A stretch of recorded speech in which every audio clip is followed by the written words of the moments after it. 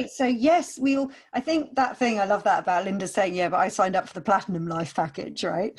It's like, people don't see that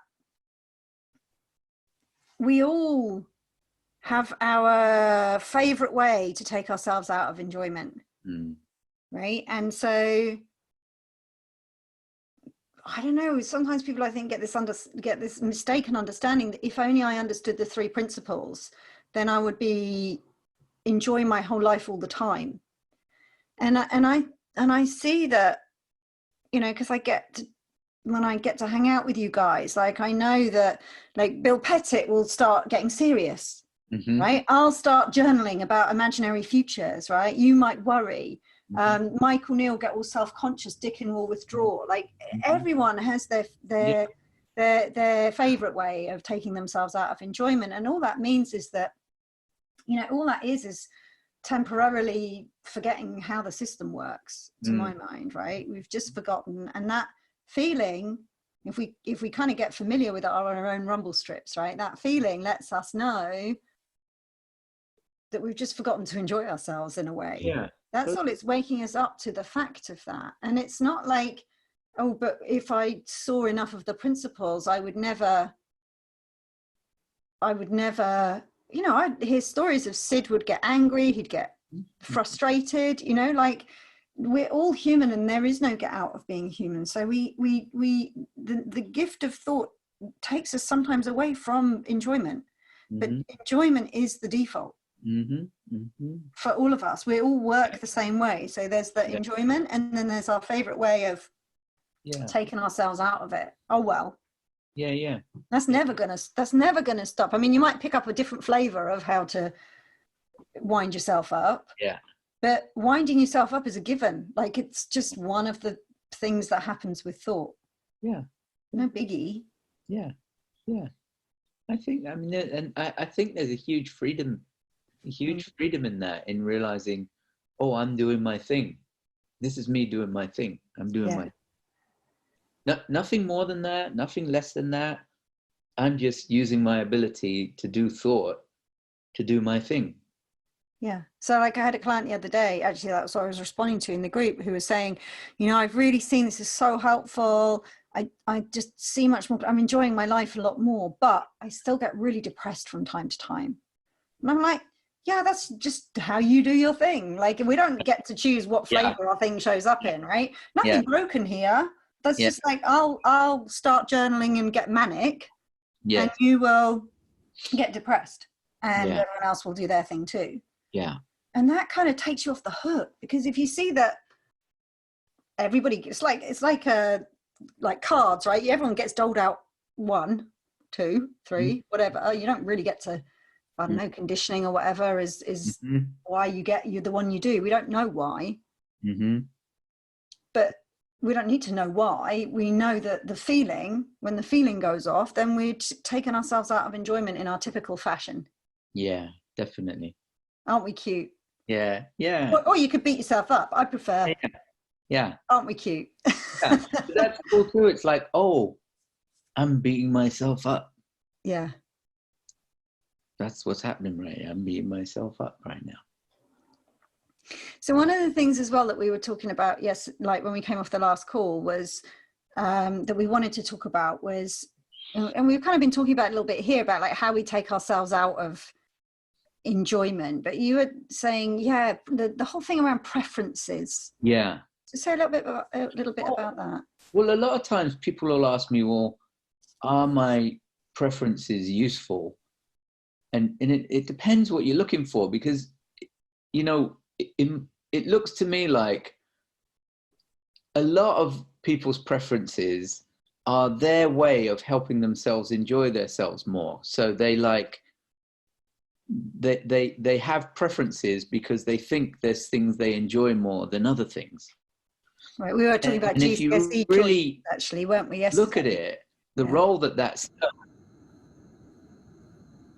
Sorry, there was a time lag there. I was just saying that yesterday we were kind of talking about, so GCSE examples would be, choices would be a great example of that. So like, I think I'll enjoy geography, but not biology, you know? Yeah, exactly. And so it when people have preferences, they think it's a good thing because they think it helps them find more enjoyment. But to me, it looks like it cuts down people's enjoyment. Like where you're, if you didn't know what you were going to enjoy because you don't know what thinking you'll have and how wrapped up you'll get in it, that you know that everything is inherently, you can enjoy yourself with everything, then your preferences kind of don't matter as much. I guess it's not preferences, but it's how much you think your preferences matter. If you think your preferences need to get met, when they don't get met, you just have a really good reason to indulge the fact that you don't feel good. Yeah. Oh man, I didn't get my preferences met.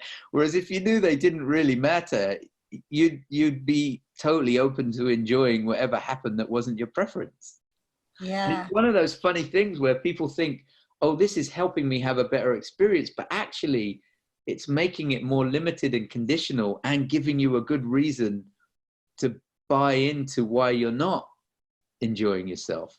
Yeah. So what you're saying is on offer is kind of, you've got a 16-year-old choosing their, or a 15-year-old choosing their 14-year-old choosing their GCSEs. They've got 20 subjects to choose from, and they get to choose like 2 or 3 that for their options. And so if you think that your preferences are important and will lead to enjoyment, then you put your 2 options down and your third that's the backup.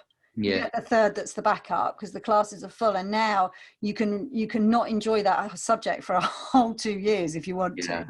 Absolutely. Because you didn't get the one you wanted. Life didn't play out the way that you had thought that it needed to in order for you to enjoy yourself. Yeah. And what we're pointing to here is that there's an option to not get your preference and still enjoy life anyway. And actually, I think that just thinking about it that way, pretty much every single podcast episode that I've done is a story of someone who thought their life would go one way and it didn't. So it's like we think we all think we're on the platinum life plan, right? Where we get born healthy, right, with all our limbs, and then we go to school, and then we go to secondary school, and then we get great grades, and our parents stay together, and then we leave and we go to university, or we get a job, and we never get fired, and we get constantly promoted, and then we find our Mr. or Mrs. Right, and then we get married all the time, having amazing relationships with our family, and then we have 2.4 kids, and then they go to school, and then they're all healthy, and they get born, and they go to university, and everybody's happy through the whole thing, right? And if it doesn't go to plan, something's gone wrong. And that's our simple preferences for that life. And I haven't met a single person that's ever had that life, ever.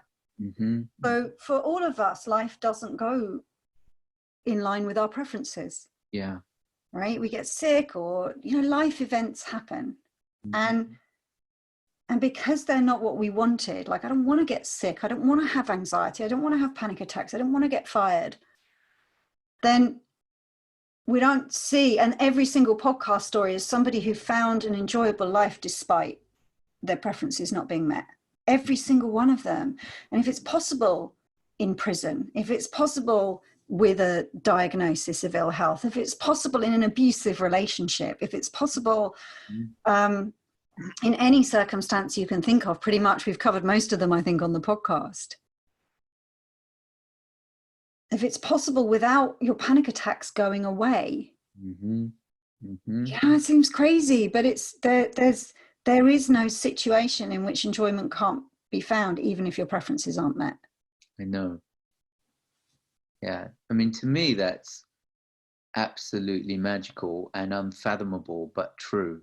And that's one of the powerful things about working with clients. It's like, I remember realizing, oh my God, the problem that clients have is they have a problem with something. So the problem part of it is utterly made up. So someone can have anxiety and essentially it not be a problem to them.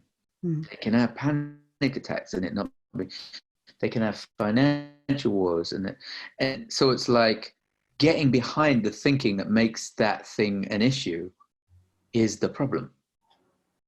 But for that, it's just another experience that can be just another experience. That was profound. So it's like, wow, I really don't have to do anything here other than the person realized, oh, they got behind the fact that it was a problem and then had to live with that. I saw it even further than that, where I saw that the only problem that clients have is that they think they shouldn't have problems.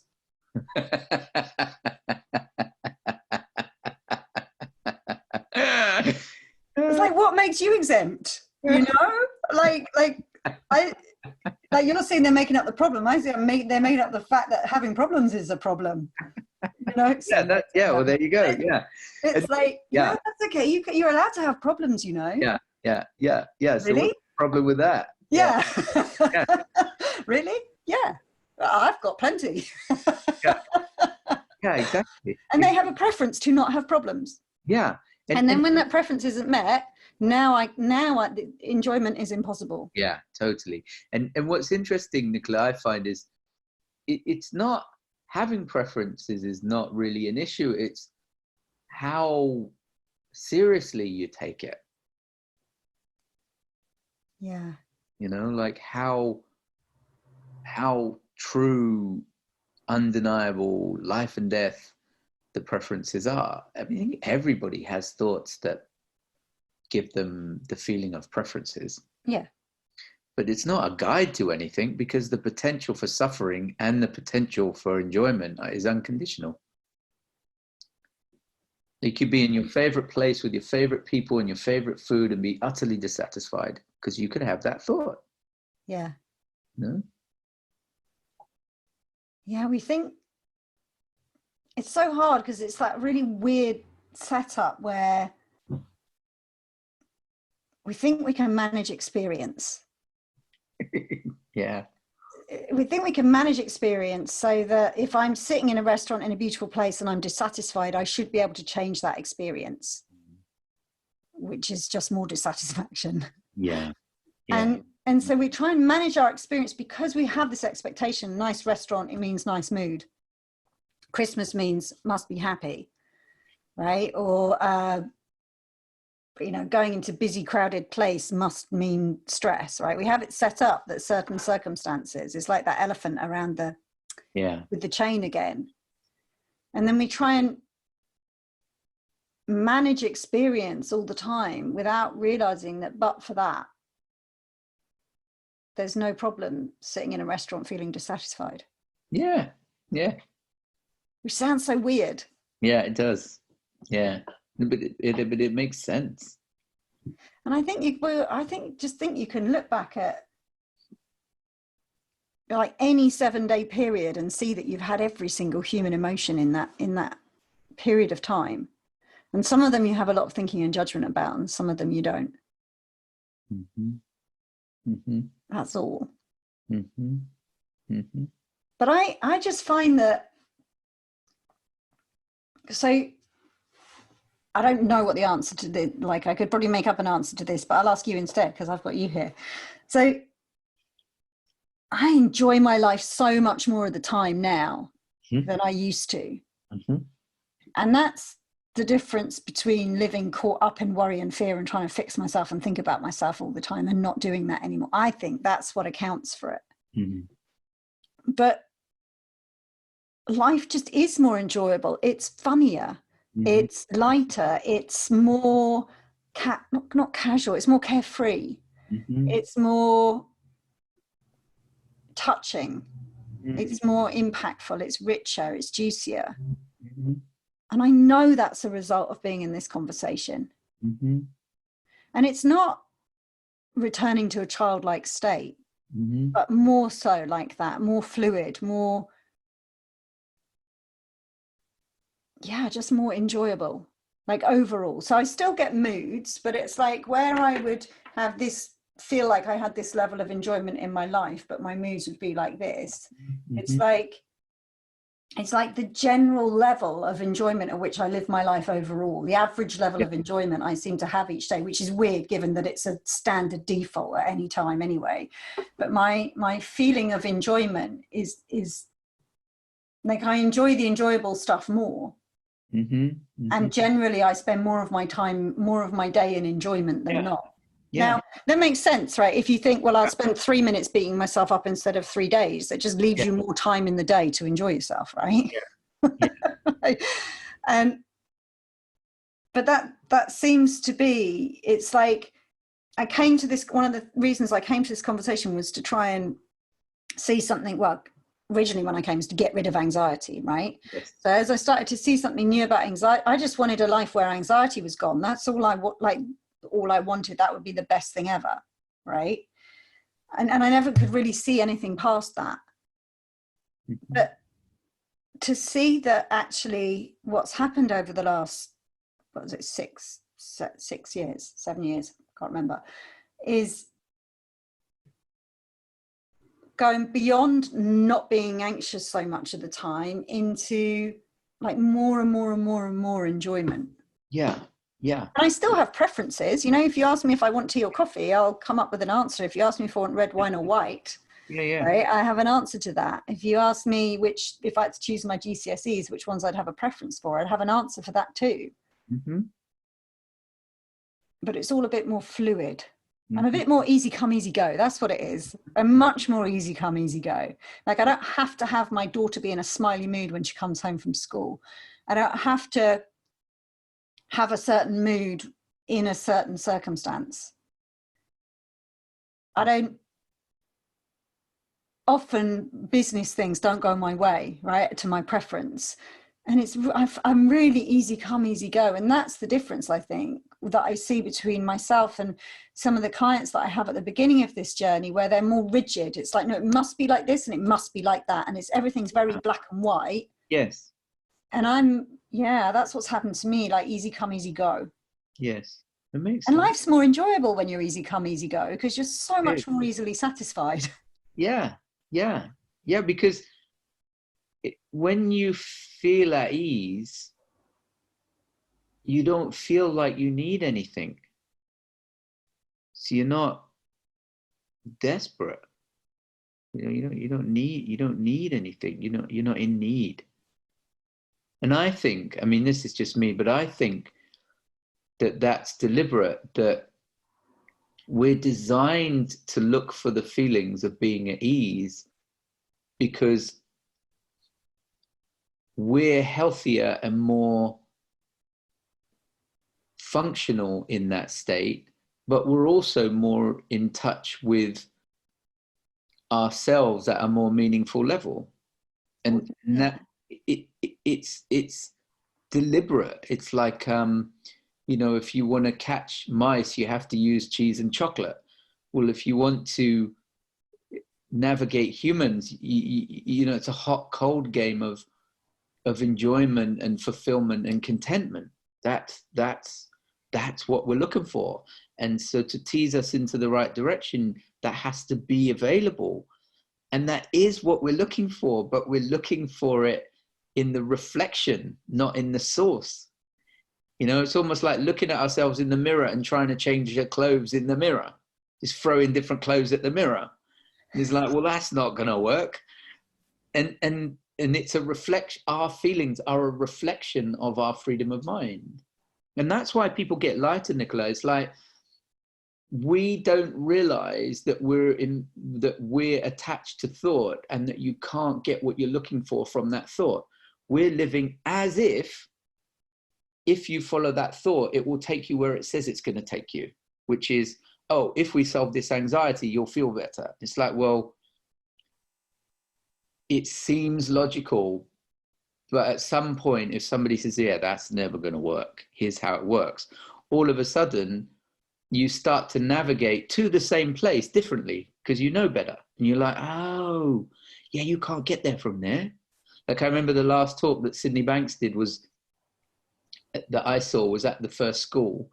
And basically what he said that I heard was, to me, in my little world, he was just saying, you can't get deeper into yourself by analyzing. And then he said, you can't get deeper into yourself by,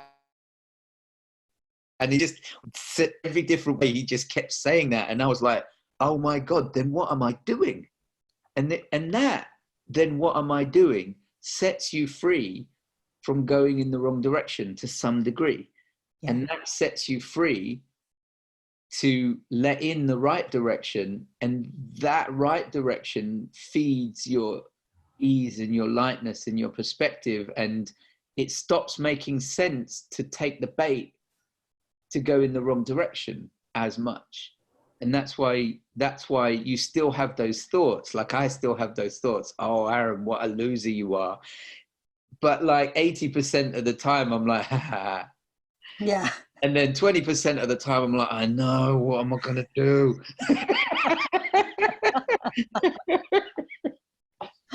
Oh, yeah.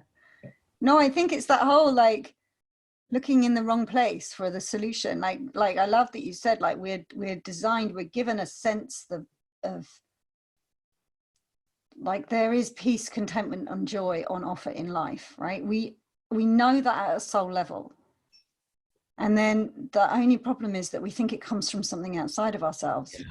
Yeah. Like I think in the book I wrote, I this really seems true to me. Like we're peace-seeking missiles, right? Like we head for peace. Our default is like a magnet. We're drawn to peace. Yeah. It's just that if we don't know an enjoyment, but if we don't know where it comes from, then we're on this hedonistic pursuit of gathering stuff and experiences and people in our world and relationships in our world. And what's Sid, if it's the same talk, I'm not sure, but like what I heard when Sid was talking, he's like, he keeps saying, and it is what he was saying to you, is like, look within.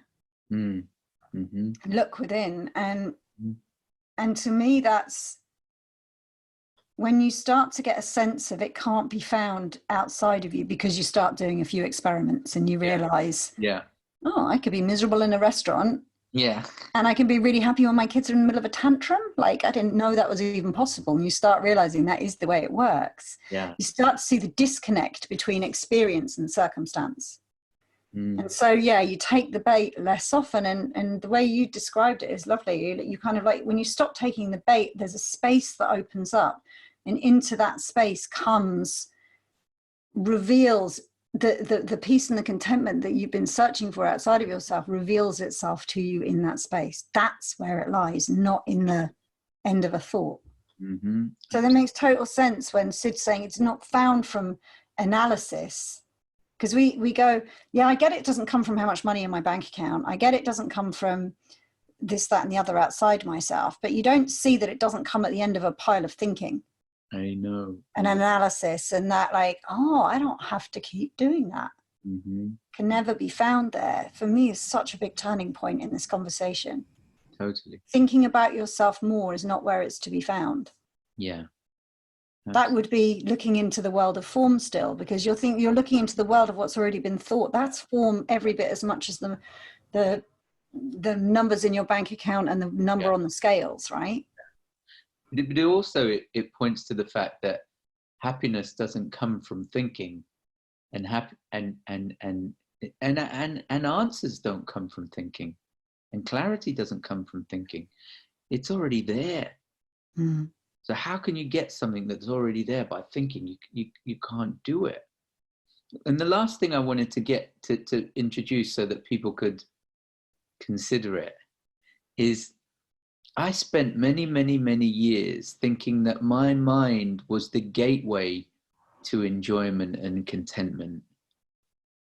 And it didn't really dawn on me that that's what I was.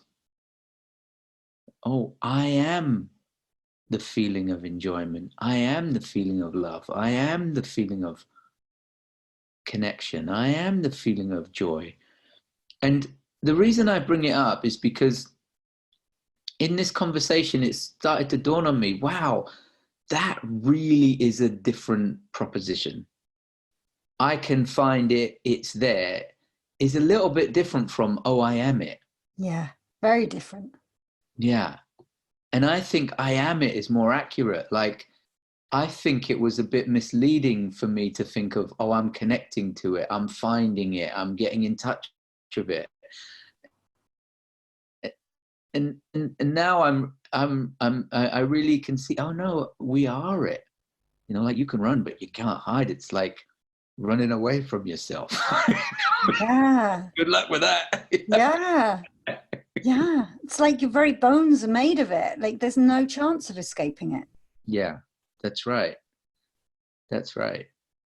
And that's the thing I think we know and we get a sense of on an intuitive level. And then we go seeking outside of ourselves to find the thing that's already in our bones.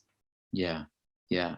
And I think that's why when we really in it, like I remember I would get really in a feeling of enjoyment and peace, and I could not conceive that it would go away because I could feel it was me, but I just didn't appreciate thought and how it can create these, you know, different realities in which you don't really feel. I didn't respect that.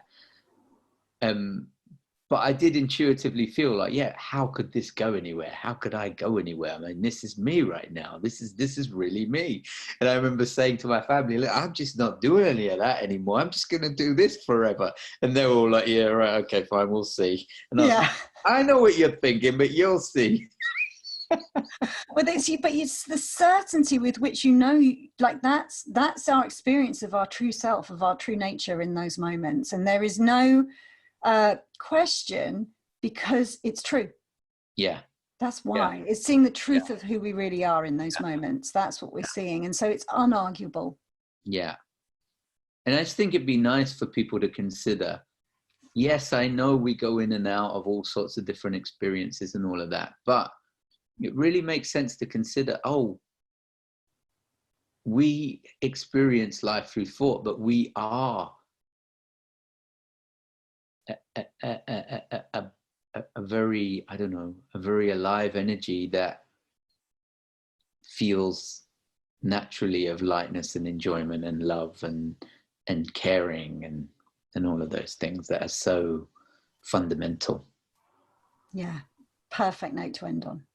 Yeah. Thank you. Thank you very much. It's a pleasure. Thanks for having me, and hello to everybody.